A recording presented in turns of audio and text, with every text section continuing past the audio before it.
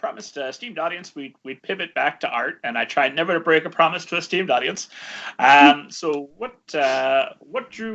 made the art world, and specifically the college art world, the setting that would be best for Sabine, and what kind of research did you do to faithfully write about that?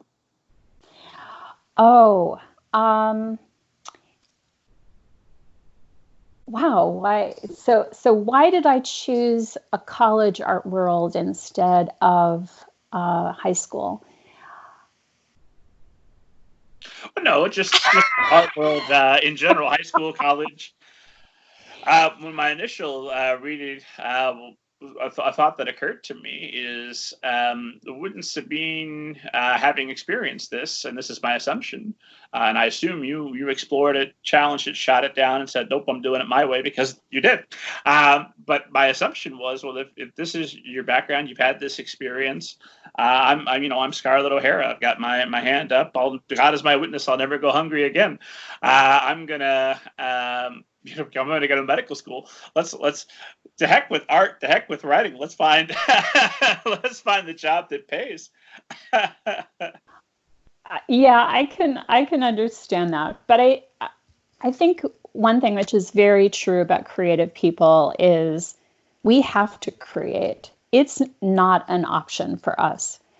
And Sabine's art is it's a core part of her identity.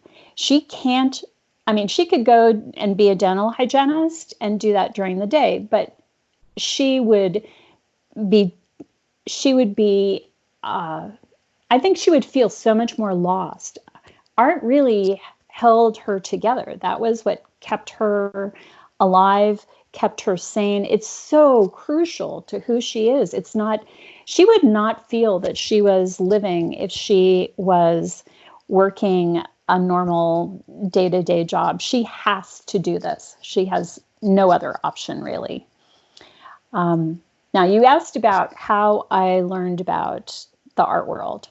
Sure, my questions are long and rambling and usually have at least 3 hidden in them. How did you learn about the art world? Well, the funny thing was that when I started to think about writing about art, I had decided I would spend a year learning whatever I wanted to about contemporary art, because even though I loved art and loved art history and love art crime, I really didn't know much about contemporary art. And yet I'm in one of the most important centers for contemporary art in the US, right? We have so much art here. So I thought, okay, this is my chance to do this project. And even if I don't get a book out of it, I'll have had an amazing year. So that is a wonderful attitude to take. Well, you never know if you're going to sell a book, right? You never know. So why not? I never do. I assume you do. No. You convinced me that you do. No, not at all. So as I began researching, I was reading interviews with artists, and I was reading the work of art critics and art magazines, and I was reading the economics of the contemporary art market and sociological studies on the art world. And titles to artist hearts on fire. It was great, and tons about art theft and art fraud, looting, forgery. I mean, really fun stuff. Unfortunately, I also had friends who had gone to one of the big, well-known art schools in Southern California, so I could call on them when I needed help with something.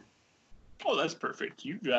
Sounds like you've got resources for just about everything in your the relationships you've built up over time.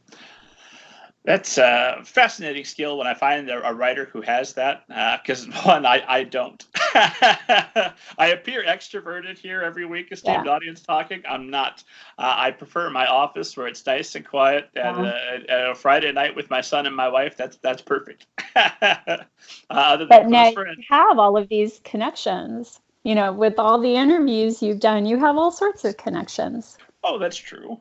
But you must. Do you find that you have an extrovert part of your personality that gets you out there and gets you? I assume you're interested in people since you're a writer, but do you routinely put yourself out there to create new relationships? I am actually surprisingly shy.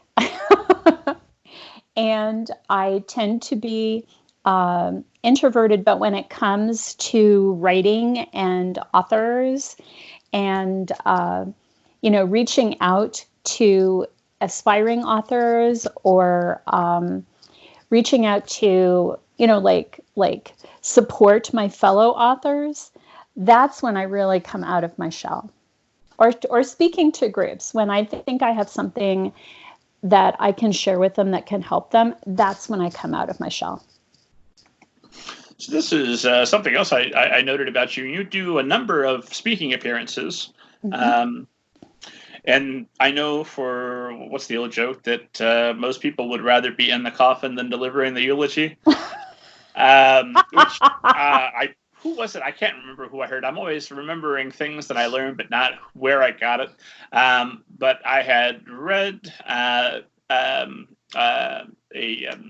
evolutionary psychologist who believed his theory. I don't know how you test this, but his theory was that part of why people are so terrified of public speaking is that for all of human history, if you were in front of a crowd, that might be it. this might be the end for you. So it would be a wise thing to be afraid of. So how are you overcoming? You say you're shy. How do you overcome that and put yourself out there and do things like be on the podcast today, go out and address large groups? What's your secret? How are you pulling that off? When I have a job to do, I go do it. I'm in a different mode. I think it's very different to go and talk in front of a group versus having to go up to someone that you don't know very well at like a little party. For me, that is really terrifying. That's that. But speaking in front of 100 people, easy peasy. Why do you think that is? I don't know. Fascinating.